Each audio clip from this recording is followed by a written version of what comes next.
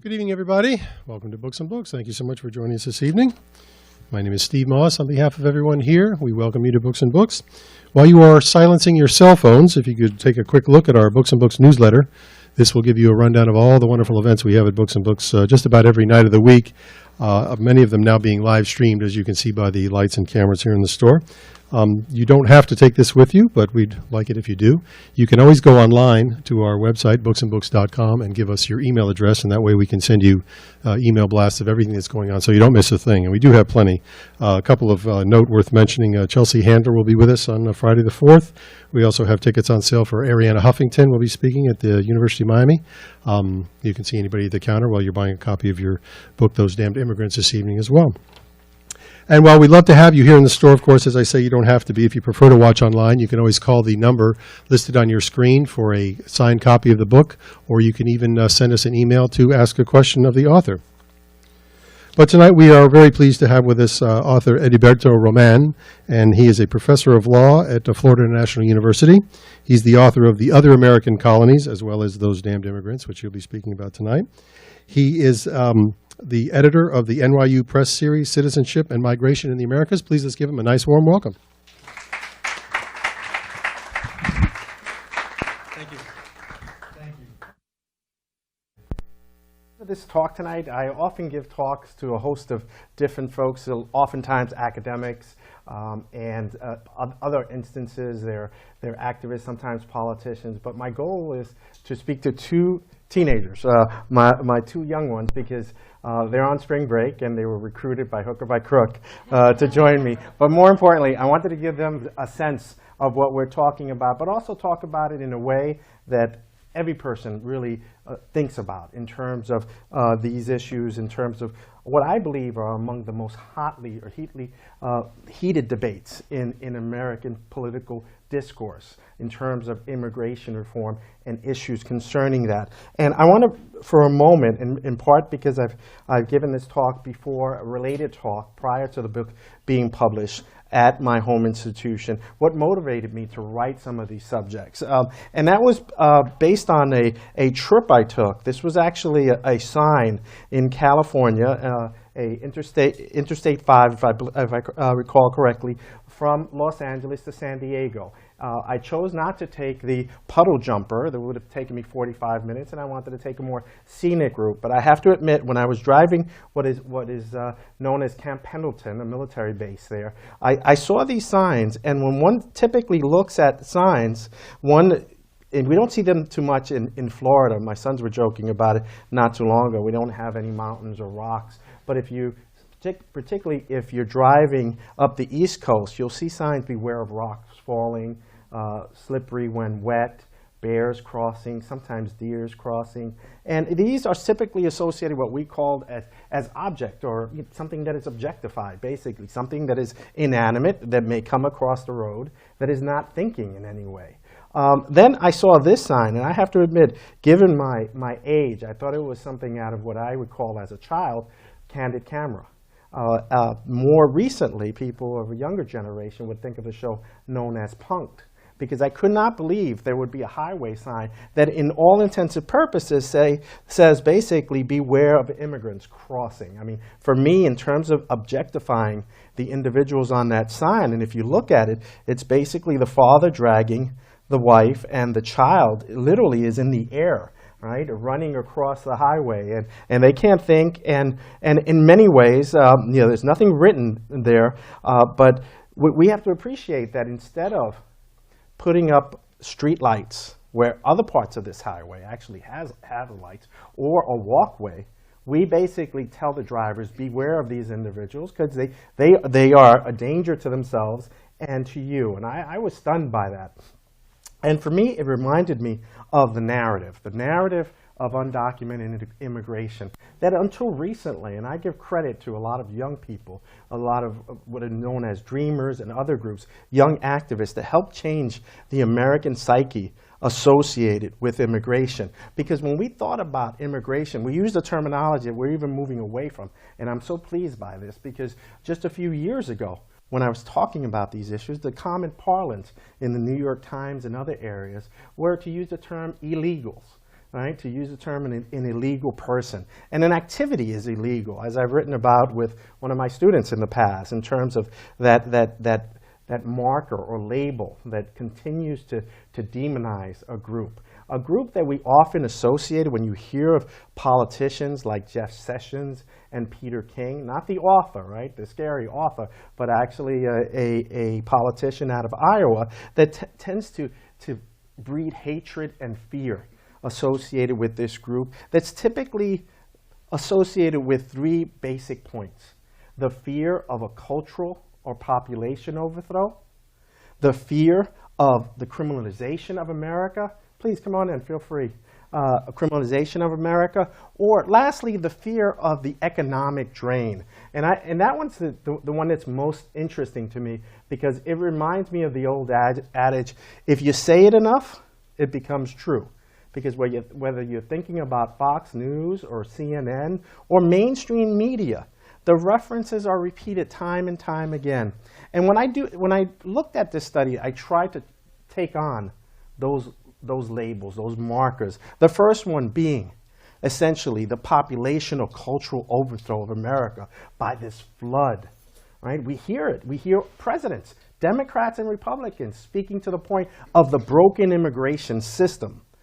And it struck me as odd, because as I began to study and examine these issues, I'm going to say some things that you're not going to believe. And as I tell my students, some of them are here by hook or by crook, never believe anyone. All right? Be it an author or in a book. Do your independent work. Do your study. Research the matter. Question it. Be critical thinkers. So anything I say, I'm happy to talk about it. Anything related to immigration. Not that I know it all, but frankly, I have to pretend to as a law professor. More importantly, I've looked at this issue, and there are a lot of related issues, that only some of which I can touch upon. So the first one is this broken system. This 11 million individuals that are here illegally. All right? We hear this term time and time again, from George W. Bush to Barack Obama, making reference to this system. All right, here's a shocker. Immigration rates in the United States, undocumented immigration rates, are its lowest in American history. Okay, the appropriate measure to look at this is not by my own biased assessment, but by the federal government. All right, during a Republican administration that sanctioned a bipartisan committee of leading historians, demographers, economists to look at these issues, a congressionally mandated committee that published a 2-volume books in terms of these issues, to look at the consequences of immigration. And they pointed out that undocumented immigration, the most appropriate way to examine it, it's relative to the overall population of the United States. So when we look at it throughout the history of the United States, that number, 12 versus 300 plus, by some accounts, please come on in, by some accounts over 360 million, depending on your views of the census, it is among the lowest in our country's history. So that's the first one that I found to be surprising in terms of the actual data. Let's look at the other classic one, criminalization rates. Without question, every single study that has examined the issue by political left and the political right has found that undocumented immigrants, and particularly communities that have significant numbers of undocumented immigrants, have the lowest criminalization rates in our country. Actually, it's the children of the undocumented. As they become more Americanized, do they have a greater propensity to crime? I don't know what that says about us, but you can draw your own conclusion. The one we hear, and we have it stated time and time again, is the harm to our country. And in billboards in Arizona and New Mexico, they say, there are billboards that say, "Stop illegal immigration. The job you save may be your own." I love the reference to Motown. Okay, the love you save may be your own, by the way. I won't do the dance, but I'm tempted. In terms of that, it is not a position taken by the Immigration Policy Center, left-leaning, pro-immigrant advocacy group. It is not a position taken solely by the federal government in the leading studies on the matter. It is not a position even taken by arguably the most conservative think tank in the country, the Cato Institute.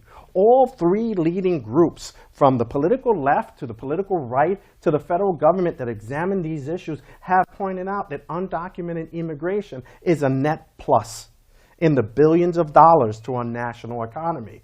Yet we never hear Lou Dobbs, who happens to be married to a Mexican, right? Bill O'Reilly, and the host of other pundits, be it on hate radio, as Nancy Pelosi pointed out during the most recent efforts to pass comprehensive reform. All we hear about is the banter of the fear and the threats. And yet the studies that examine this, and I point out that the Cato Institute, in terms of, I think that's the most probative and powerful one, because in my mind, notwithstanding the number of years I've taught, I consider myself a litigator, and one of the most powerful things you can do is use someone's statements or actions against them, an admission, basically.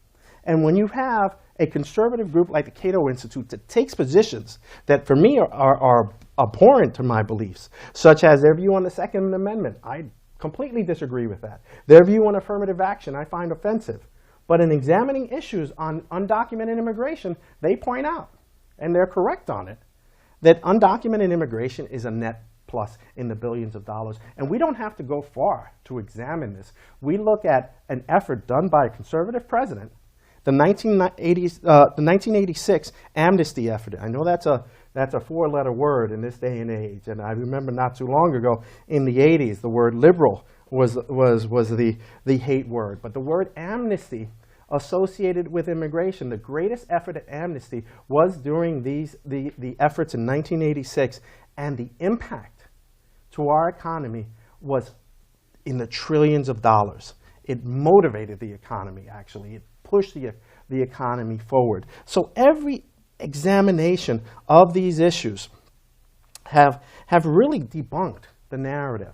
And it's done so in a way that essentially it's somewhat shocking that we don't hear about it in other settings. I think in part we don't hear about it because it's easy to banter about what someone else said. If a Republican says it's broken and a Democrat doesn't want his peer too soft, let me say it's broken as well. And I actually have one of my students here that's actually writing a paper on the immigration system being broken, but from the opposite perspective. It's broken in the sense that our obsession with essentially enforcement or enforcement-only approach is breaking our national economy and also our spirit in many ways. And when we think about it, it makes no sense. Our isolationist policies have proven time and time again, from World War I to World War II, we're wrong-headed in terms of foreign policy, in terms of our economy. And when we think about this obsession, I told my students last week about this, it is like fortifying your front door. Putting a massive gate, and then behind it, a steel barrier, and placing concrete, and then leaning up against it, right, with all your might. But looking around, you have no walls. And you have no back walls or roof. That's our policy with immigration in terms of enforcement. Because when we think about it, we do virtually nothing with respect to our border in the north. And that was the border where we actually had a terrorist attack. That's the border where we actually had a terrorist attack. When we think about politicians like Tom Tancredo, who ran for the presidency with the commercial of a mall being blown up because of undocumented immigration, right? And this fear-mongering. And I hate to tell you, in terms of perhaps being a Latino and also an immigrants' rights advocate, every time I hear something at the border, in terms of a criminal event, I'm like, please let it not be Latino. I hate to essentialize in that way, but I do, because I just think if it's anything associated with an immigrant, and it's bound to happen, because like all people, right, we have our good and our bad. But when we look at border security, it was the halted attack on the Needle Tower in Seattle. There was actually, right, a terrorist attack that actually came from Canada. When we look at 9/11, none of them came from Mexico. And I hate to tell you, you have to be a pretty dumb terrorist, given all the obsession we have on ourselves, to go through the South, doggone it. I think I'd rather swim if I wanted to do ill, that in terms of the approach. So let's talk about somewhat related issues for a moment, and that is the hate and the vitriol right? The hateful statements, why do they occur? And I point out that it has to do with a host of things that some of us have become more aware of after the Trayvon Martin murder trial and related issues. And that's the notion, right? The role of what is known as implicit bias. And I want to point out that when we talk about these issues, often law professors and others are criticized by talking in terms of pseudopsychology and other areas and not drawing a nexus to public policy. And that's kind of my goal with this effort in terms of the narrative, to draw these conclusions and how they become part of our psyche, our collective psyche, and how that affects the public policy. What I mean by public policy, how laws are passed, how politicians believe this is the right way. Because I don't think they're inherently evil, be it Jeff Sessions or Peter King or others. They might have a little issue with respect to diversity and other things, but I don't think they're inherently evil. And I actually believe that they suffer from some of the issues that we all suffer with. Just remind yourself of the time you were cut off the last time. I had a few moments ago on the Palmetto in terms, and I didn't say the things out loud because my sons were in the car. But it's the realities that we don't enter the perceptual arena empty-handed. We don't perceive our world with a blank slate. We tend to aspire to that, right? When we look at Lady Liberty and all those other iconic imageries. But we have perceptual baggage. And what I mean by that is the unique, idiosyncratic collection of experiences, needs, and desires. Our culturally shared beliefs. We may have many of them, in terms of patriotism, in terms of our love for the flag and individual liberties, and a host of other issues. But part of that also includes the reality that in any given day, just think of this room alone. I think this is a perfect example, at least from my vantage point. Not only do I have lights in my face, I have people staring at me, some smiling, some grimacing, all right? As long as they don't go to their pockets too quickly, I won't move that fast. But nevertheless, all the books, everything around me, I'm inundated with input, with data. And how do each of us respond to that? Well, that is related to the notion of schema, that basically we are inundated with so much information, we have to generalize as we walk down the street, discerning between something that is a danger, something that would invite us. We have to draw these quick connections between an individual item and a more global universe that we're used to. So basically, these are templates or roadmaps. It's like a video game, right? As I see my son looking at his phone for a moment. It's like that video game you played last night, okay? All right, you're in that world. You're that alternative world. Or DayZ, is that one of the games, right? Right? That world you're in, and you're inundated with information. And how do you respond to that? What's a zombie and what's a bandit? Well, we do that all the time in our world. And that's what we use. We have to make quick decisions, particularly when we're not knowledgeable of a particular group or item. Is it a threat? Is it a Bigfoot? Is it a tiger? Is it an immigrant? All right? These templates of knowledge help us to organize specific examples into broader categories. And that's really important. And that's not necessarily a bad thing. We do it all the time. When we drive, in particular, the more danger is associated with it, the more we try to be conscious of it. Because literally, we have to make split decisions. And it is part of what is known as a cognition exercise that includes, I hate to say, the use of generalizations. We have to take a small grouping. We have to take a small grouping and quickly decide, is that good or bad? And sometimes that includes stereotypes. Stereotypes aren't always bad, right? If I see a herd of buffalo, I haven't seen too many down here in South Florida. I've seen more cows than I expected. But nevertheless, I make some quick decisions, as we all do. As we all do in deciding how to react. And they are powerful. They are powerful mental tools that it affects not only our individual views, but society's collective views.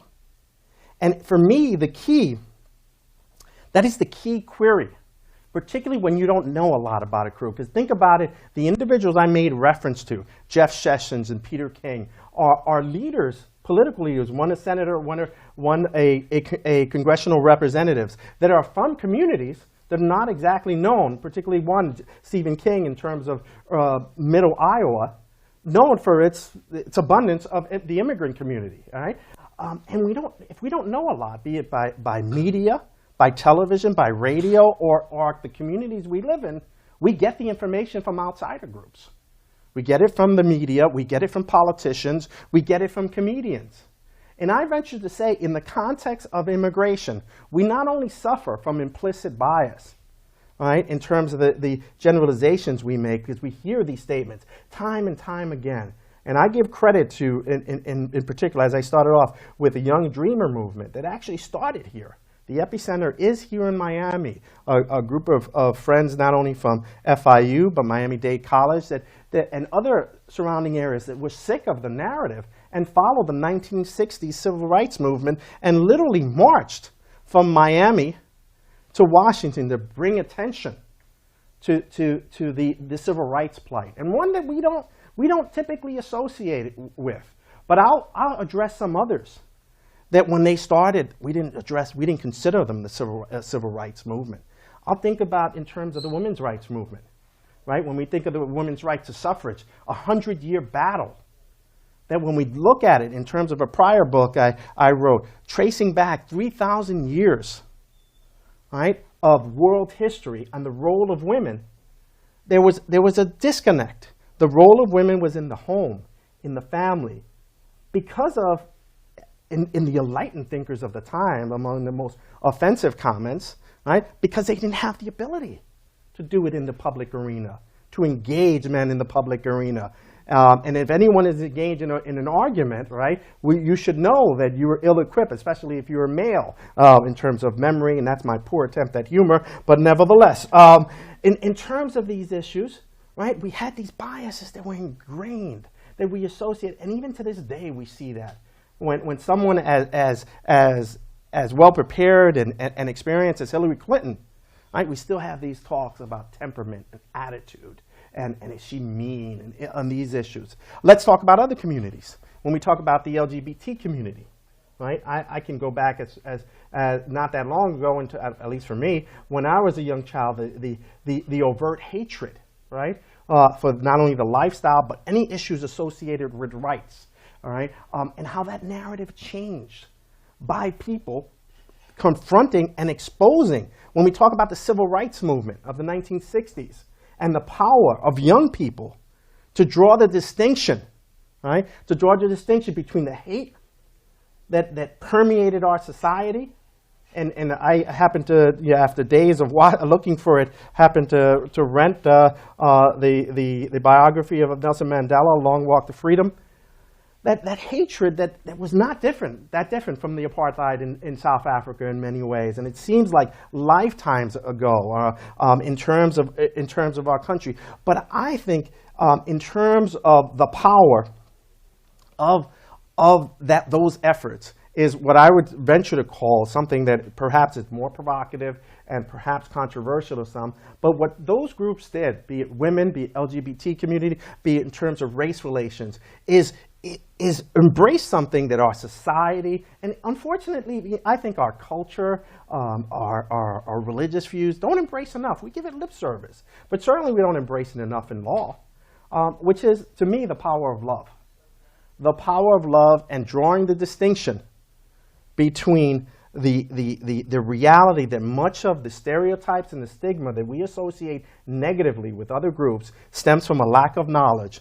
And the more we can impart knowledge and empathy and understanding of other people, the more we realize that what are we talking about with undocumented immigrants? All right, we blame them, we demonize them as breaking our laws, yet when they cross the border, we're talking about a misdemeanor. Not that much more than perhaps some of the driving. I think these young ladies over here, I've seen them on the road a few times, and I suspect they were bordering in terms of the difference between a normal traffic citation and a misdemeanor, in terms of the attack and the labeling that goes on in terms of the behavior. When we talk about undocumented immigration, we often have a free rider that's not part of the conversation. And when I've testified before congressional committees and state committees, I pointed out that there's someone always missing in the room, and that's the business sector. The business sector in agriculture, in construction, in the service industry, that creates that demand. People don't come willy-nilly without the labor demand that is brought forth here, that's created here, and brings forth that interest. And we often take a blind eye to it, and we have so for over a century. So I would venture to say part of this effort is to not only educate and provide a counter-narrative, but to remind us that the more we disconnect, the more we're unwilling to engage in critical examination based on facts, the more likely we'll make assumptions. We'll make assumptions about young people. We'll make assumptions about people of different skin color, about who they love, about a host of different issues. And when we talk about these issues, we're not talking about much other than individuals that are family-oriented, that are like-minded in so many ways like us, and have come to this country because of the economic demand and are anything but what the dominant narrative has heretofore set forth. So I would venture to say part of this effort, the educational effort, the engagement effort, is to not only educate, but to remind ourselves that hate isn't conquered with hate, it's only conquered with love. With that perhaps corny or sappy response, I want to open the floor and see if any of you have questions, because I'm sure you've heard of a host of things, from driver's licenses to in-state tuition to terrorism to drug violence to gang violence. Because if you watch shows like Cops or Gangland, I mean, to me it's scarier than The Walking Dead of the threats of the immigrants. So with that, I want to give you a chance to, if you feel free to, if you have any questions concerning any and all of the above. Please. Got 3 for you. Of course. Do you think that the government and the people should have any kind of immigration policy, or should it simply be no borders, no... All right, let me stop you there, because given my age, I probably won't remember the first if I'll let you get to the third. The first one, I have to say, as an author, you have to buy my book. No, but more importantly, I take a more mediated approach. I'm far from a radical on these issues. I think we're looking at 3 different groups. We have to address... I think the one we're ready to all address, most Americans, Republicans and Democrats alike, where 75% of the population believe that dreamers should have a pathway to citizenship. What I mean by that is individuals that came here with their parents, these are as infants oftentimes, with their parents, and knew only this country. That's a major group that estimates suggest there are anywhere from 1 to 2 million up to 200,000 in this state alone. That group, I think tomorrow, if we propose the DREAM Act, it will pass. But it'll still leave nearly 11 million without addressing what to do with them. I think certainly that group has to be addressed. They have to pay fines. They have to go to the back of the list in terms of their parents. But dreamers, because in many ways, if they've lived their lives as Americans, they knew nothing else, they've established their education, they've established the benefit, I think those consistent with Deferred Action Program and the DREAM Act, they should have a pathway that's fairly quick. The 11 million, I think it's a bit more complicated. I think there should be fines they're paid, and I think they get to the back of the line with the residents, provided they meet certain requirements, such as they haven't committed crimes, they have been working here in the United States, they have a benefit. It doesn't have to be that you have to throw a 95-mile-an-hour curveball like the new Yankees pitcher from Japan to give you the right. The third group we have to address is the realities that there will be new immigrants coming. Okay, so I don't take an approach of open borders.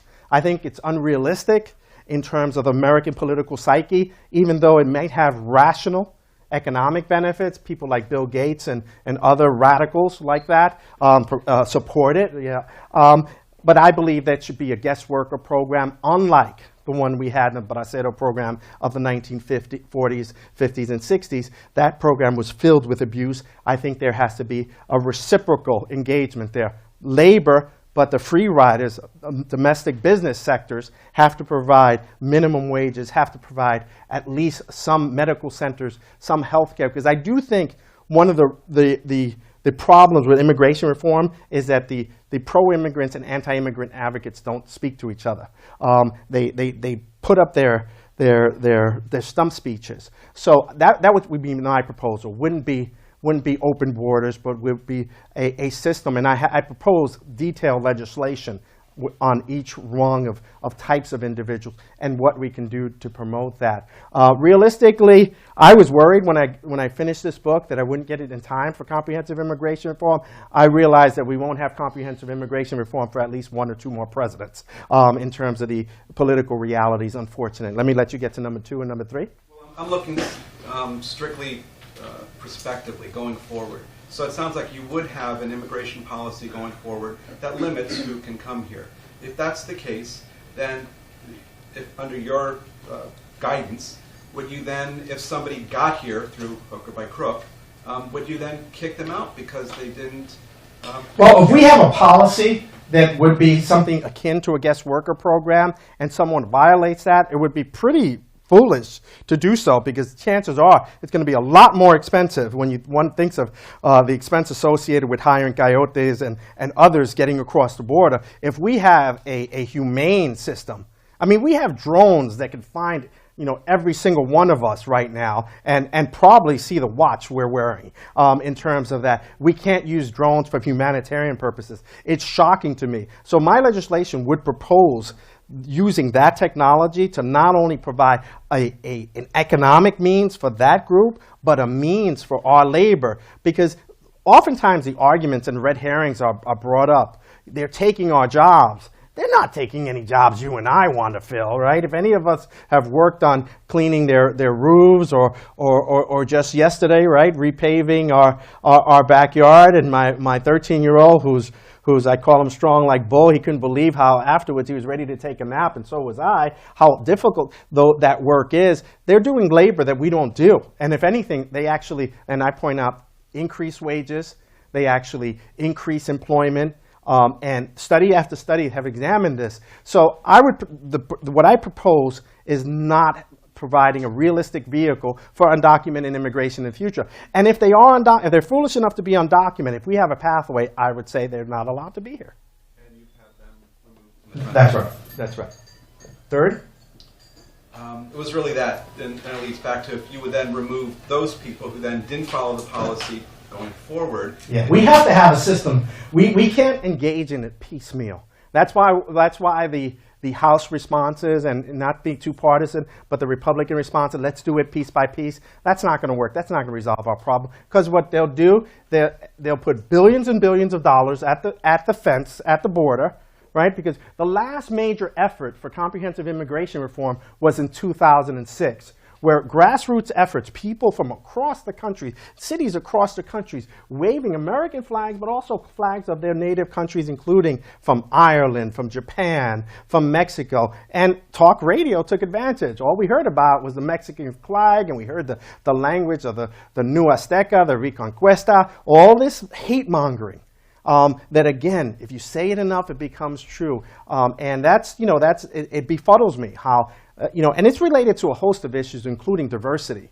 The lack of voices and faces, brown and darker brown, in our media and political circles, let alone gender. I often tell this to my students in family law, how you folks don't have the uprising when you have 52% of the population just talks to the power of hegemony in terms of the force of keeping the majority of people in the world down. But more importantly, in terms of these issues, we rarely have sensible discussion based on facts, based on these studies are out there. The study I'm talking about from the federal government is from 1995.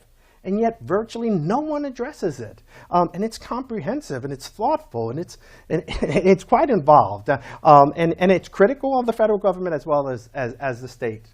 Other comments, questions? Yes?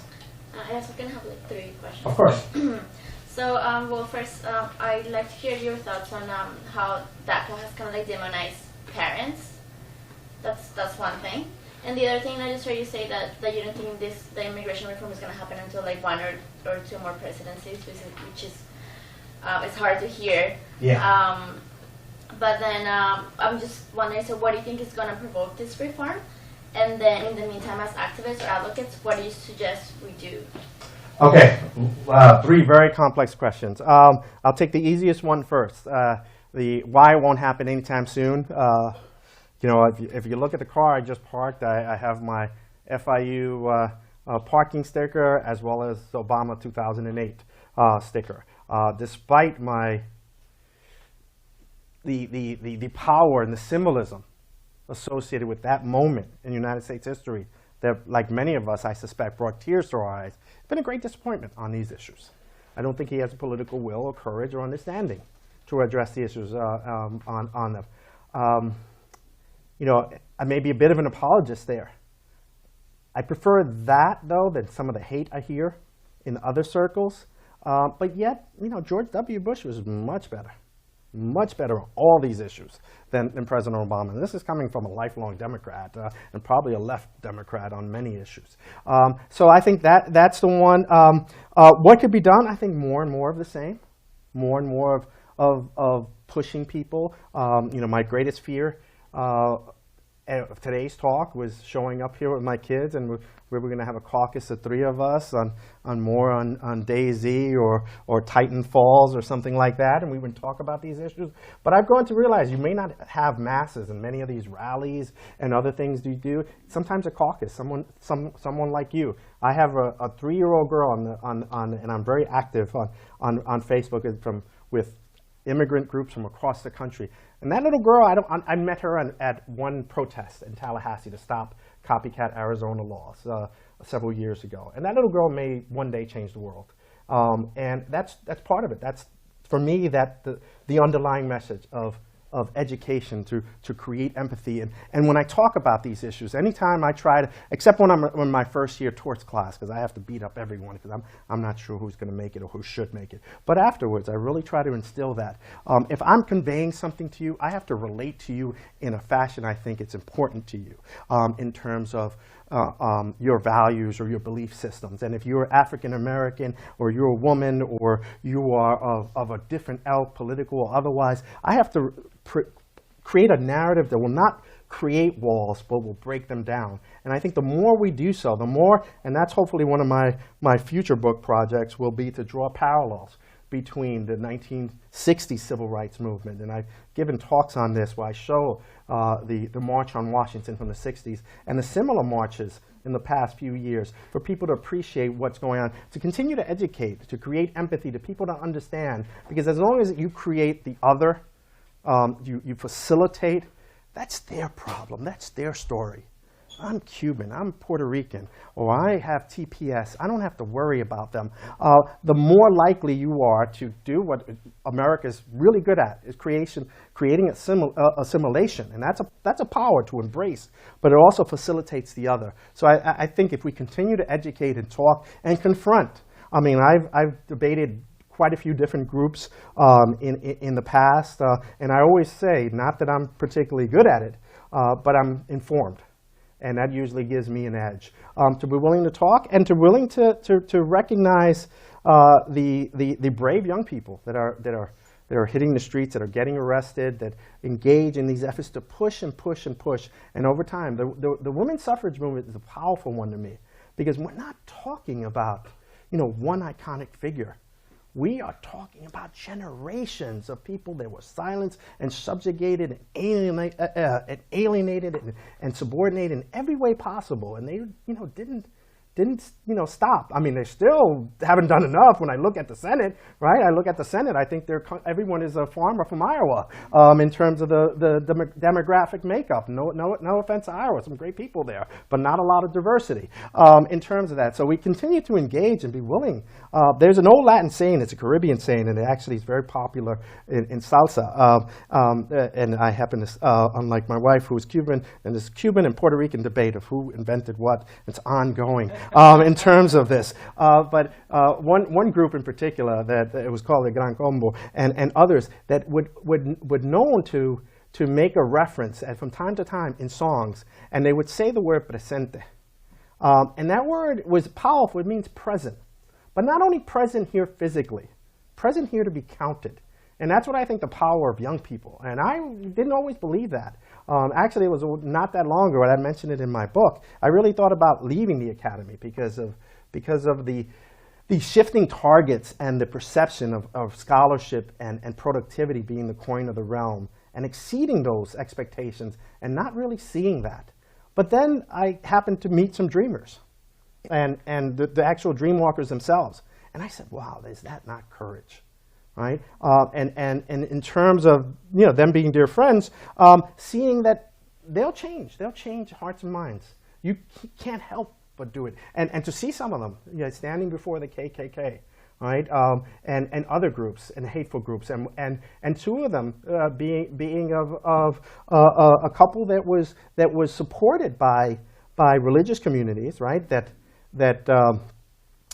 gave them sanctuary in their various stops, but were told they couldn't give affection to each other because of constructs on sexual orientation and other issues, right? And again, the fear, the lack of knowledge. I don't think we're inherently evil, but I think we often are fearful of the others when we think about the creation of the nation state, right? Back to the Dark Ages. It was to protect us, right? The soldier citizen was to protect us from that threat. And in many ways, we still live that. So over time, I think it'll happen. I think it will happen over time. And in terms of diversity, I won't be around for it. But those who oppose it, they're going to lose. Just look at birth rates. They're just going to lose. So let's do it in a way that's rational and thoughtful and based on empathy and love, not based on hate and the constant rhetoric. As I reminded myself when I was watching The Long Walk to Freedom, when Nelson Mandela was removed from jail, he was reminded how if the blacks were to gain power in South Africa, there would be mass killings, deaths. The Afrikaners would be wiped out. And it didn't happen. And it didn't happen. On his deathbed, he's reported to say, they called me a coward by being willing to talk to the clerk. But it was only through that a country become free. And for me, that's the epitome of the power of knowledge and love. So I think it'll happen over time. In terms of DACA demonizing other groups, I think that's inherent in the compromise. And as you may know, DACA is a compromise in light of the failure of the DREAM Act. And it took some effort. I was proud to be involved as one of the signatories to the letter to President Obama, and proud to be with my colleague. I think he's sitting down in the corner. Very proud of FIU in the sense that we've helped more DACA applicants than any institution, government or otherwise, in the country. And that's something that you don't hear. And when we're in various clinics and exhausted, and Huang even more exhausted because I'm just the conservative lawyer saying we can't do that, and he has to then organize the files of the ones we help and don't. We'll never see those stories. We'll never see those individuals 10, 20 years from now. But depending on your belief system, I believe at one point, sometime, perhaps not in this realm, but another point, I'll get the high five. And I believe that over time will lead to change. When reform will happen, I don't know. I honestly don't know. I'm fearful because we have periods of more openness and closeness throughout the last century. We haven't had the serious threat of war like we had in 9/11 or other times like the Cold War when we would close our borders if there was an attack. I'm fearful that's going to delay things over time. But I believe over time people are going to see the differences. And in many groups I speak to, be it before a group of largely African American professors and lawyers or other groups, the association of civil rights in various realms is not a quick one. And as you draw parallels to them, people then grow to understand. I think empathy is the most powerful persuasive tool there is. I didn't always think that. I always thought aggression, power, admissions against interests. Come on, bring it. I think it's the opposite. I think it's the opposite in many ways, and I think education is part of that effort.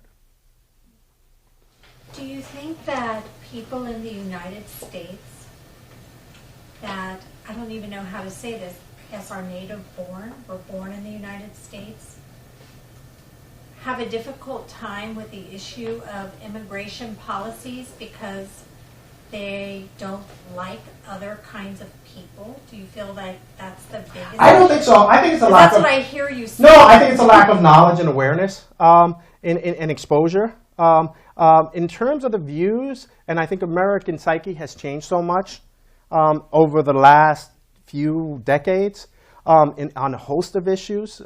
It's part that people saw that a woman can lead a country, right? And maybe in England, not here, right? We can see people that have different lifestyles, right, and belief systems, be they associated with their culture, their religion, or who they love. That won't destroy us. It won't kill us. We can actually have native Spanish speakers down the block in terms of that. But I think as we see more and more communities becoming diversified, we see they're less of a threat. I think that has dramatically changed. And that's associated with this notion of transference, right, that I try to use in this book to draw the psychological studies and theories and dissonance. Basically, theories is I engage one person, Mr. Uribe over there, and we engage each other in a hostile way. All right? Maybe he cuts me off on the palmetto or whatever the case may be. And look at him. Look at his olive skin. And maybe he speaks with an accent. They all must be like that. That's my only interaction.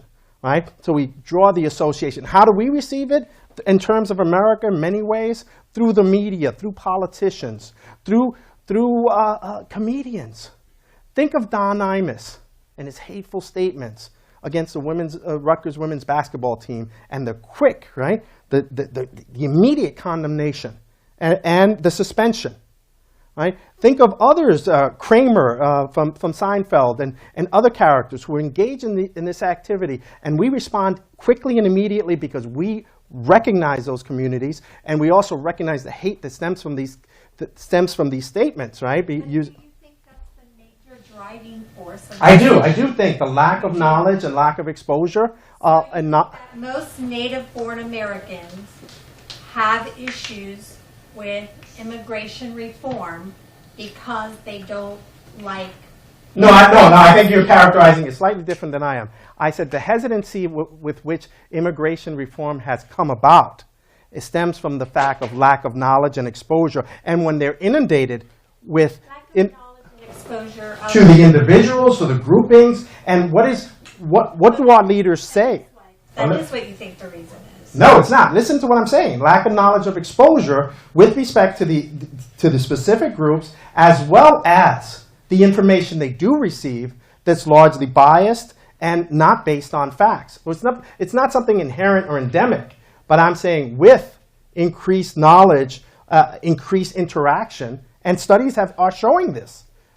That America has changed because of their exposure. And that's not any different than our fear, right, of integration, post-Brown versus Board of Ed, of what would happen to our society and the resulting white flight that occurred in part because of that fear. But over time, with economic mobility, we saw that having an African American on your block, or being your pastor, or your professor, or your dean, won't change the world. That's not unlike what I'm talking about in immigration. I don't think there's anything endemic or evil with any particular group. On the contrary. But I do think that we do use, right, the information we receive, and we need to be more accountable and take people to task. Because before you interrupted me, one of the points I was going to make was we don't see that type of reaction to Latinos and Latinas and immigrants. When Cadillac Williams, right, a second-rate comic in my book, attacked a Mexican who took offense to his xenophobic statements on tour, and you can look this up on the internet, he went into a tirade. And his response is, it's because I'm proud to be an American. And when we see others making similar comments against African Americans, against Japanese, against women, we respond quickly. But because of the moniker or marker, right, the mark of infamy, of undocumented or illegal, it justifies us. And that's not that new. What's the first thing that the Third Reich did when it wanted to alienate a large group of its own people? It passed the Nuremberg laws. to strip the citizenship of German Jews, to make them another. That's what we deal with here. At our borders, the Dominican Republic just did that a few weeks ago with respect to Haitian-born Dominicans. It stripped them of their citizenship to facilitate making them an other and justifying any behavior thereafter. That's people that already have citizenship. What you just mentioned, both cases. Right. You're mentioning people that Exactly. already were born there and have citizenship Yes. already. And I didn't That's not characterize them what any other we're way. talking about tonight, though. No, but what we're talking about is how to treat individuals that largely come here because of the economic demand created in this country. It is not that meat packers companies, bear with me. No, this is not, I have the podium, as I tell my students. You're not going to win this battle, not while I have the podium. You can speak after I do, okay? You asked the question, let me answer it.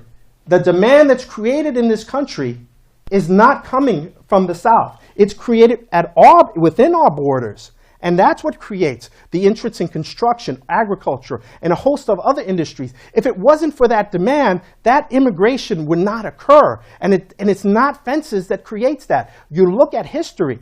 The cycles of economic influx and demand is what motivates the immigration.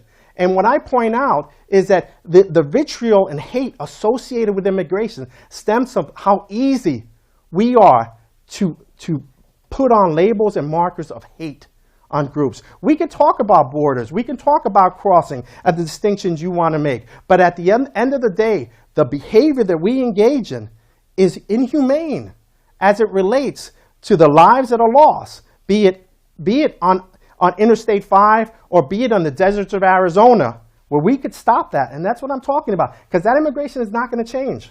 I think what you're saying is the soundbite, just like what the people on the extreme of you say, and that's their soundbite. But all the other people in the middle that think that in a civilized society that it's important to have some type of structure and rules.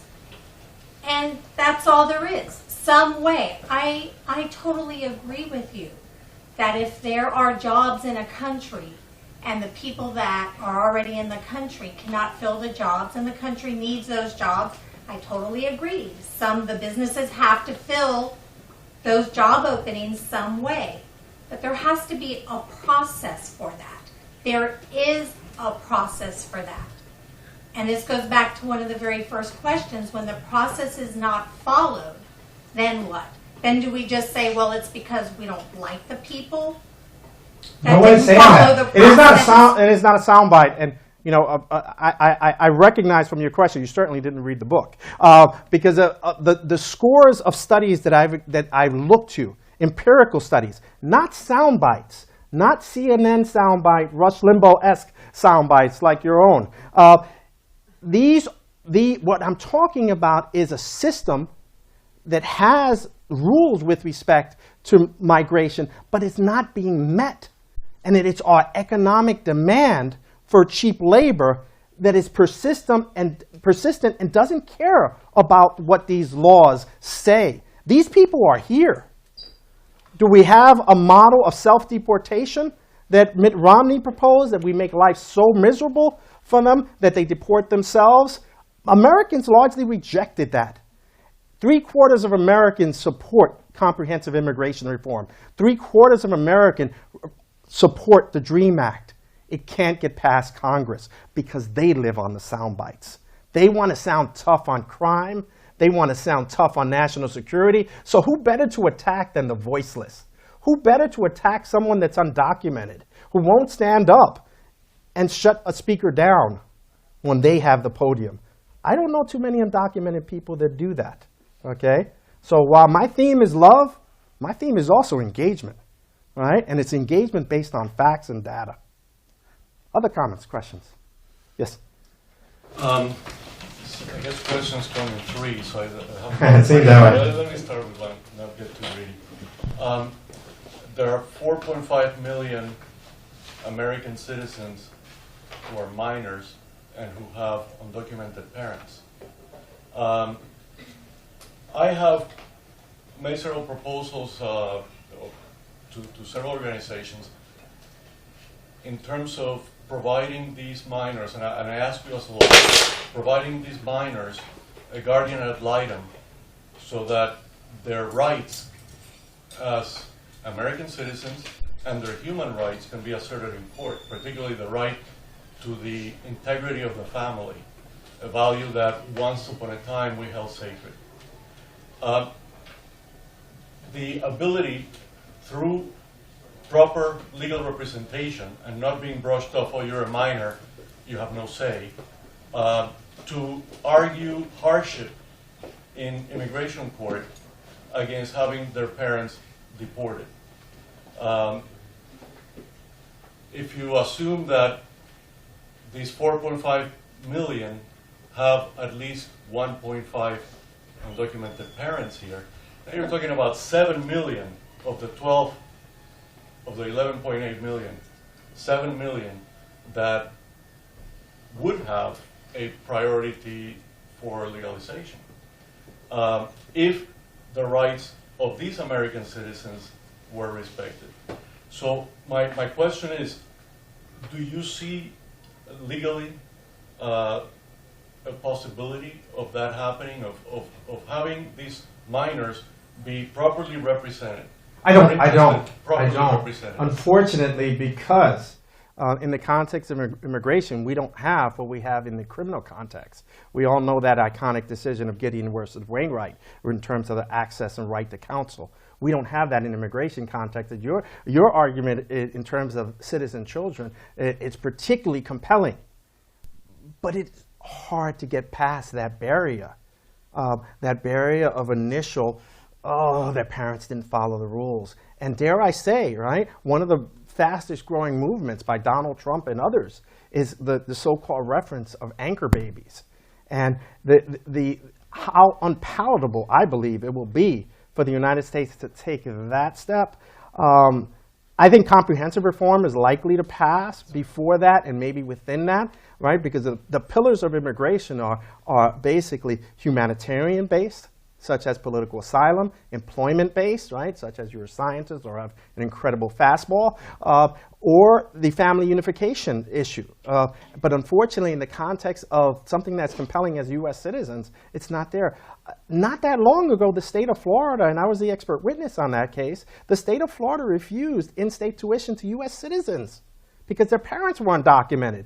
And those of us here who are law students should know from Con Law 101 that's on its face a violation of the Equal Protection Clause. You don't have to know a lot about the Constitution to know that they fought that, they lost in court, and they wanted to appeal it.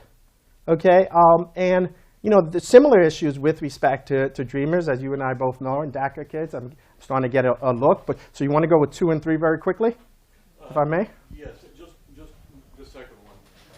And again, as a lawyer, because I think it's related to the first question.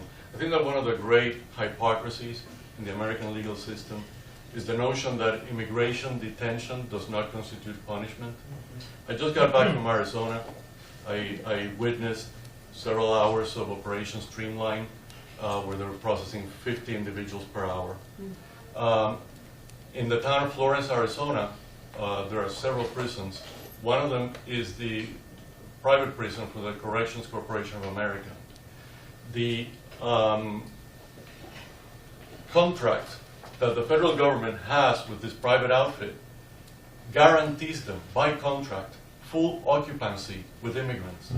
Okay, an immigrant who gets arrested today, and you know, yes, we need to have laws and we need to have order and we need to follow certain rules, but unfortunately, the way I've experienced it, there are a host of human rights abuses that are committed by our government every day against immigrants, undocumented immigrants, because they're fair game. The whole system is corrupt from top to bottom. An immigrant can be arrested and sent to any of over 300 contract prisons across the country. They get mixed with the general population, with criminals, etc. And they have no right to a bail hearing because there's an immigration detainer against them. Habeas corpus is very difficult to assert. They are deprived of even the rights that we afford criminals in court. So, my question is basically. I knew it was coming. I just want you to comment. I just want you to comment on the issue of immigration detention not being considered a punishment. Yeah, I think the issue that you speak to, it strikes me as a slightly broader one, right? The private prison industry and how easily we disconnect, right? And I spoke to that a little bit earlier in terms of the power and beauty of America in terms of assimilation, but one of its challenges is the creation of the other. And we see that across socioeconomic lines. We see that in terms of issues of race, the disproportionate number of blacks and Latinos in terms of these issues. The conflict is, I'm putting my hand up because I know my son's taking a picture right now, so I do the can look there. Got to work with me. But more importantly, I think the conflict of interest there between those sectors of society under the auspices of law enforcement and private prison industries is horrific. It's indefensible. But I don't limit it to the immigration context. And in the immigration context, we're really in a tough place because absent reform, what are we to do, right? Absent comprehensive reform and policies that make sense and bringing people to the table, but there's a lot of reasons why that won't happen. Not unlike why there hasn't been reform in Cuba and other countries, because various political interest groups benefit from that, and now we see that as a player in terms of the private prison industry. And when we have laws on the books to deport individuals, how do we address it? And that's what that's kind of the goal of my project, to try to bring forth, because I'm actually, and that's something I focus on, but one of the themes I raise in the book, and it's a separate chapter, on the strain to local economies and states with our current system in terms of the failure for reform. Because right now, in terms of healthcare, in terms of education, great strains are put on local economies and states because we failed to address these issues in a real and sensible fashion. And you give but just one example that people are starting to become aware of, and I agree, it's horrific. But I think unfortunately our society is moving further away from the ideal you're suggesting. So I think we're at the end. Thank you so much. Appreciate it. Thank you, Professor. Thank you so much. That was a wonderful discussion. Thank you so much. Folks, the books are for sale behind the counter. For those of you watching online, give us a call. We'll get a book signed for you. For those of you that are here, buy your book. He'll sign it for you right here. Thank you all for coming.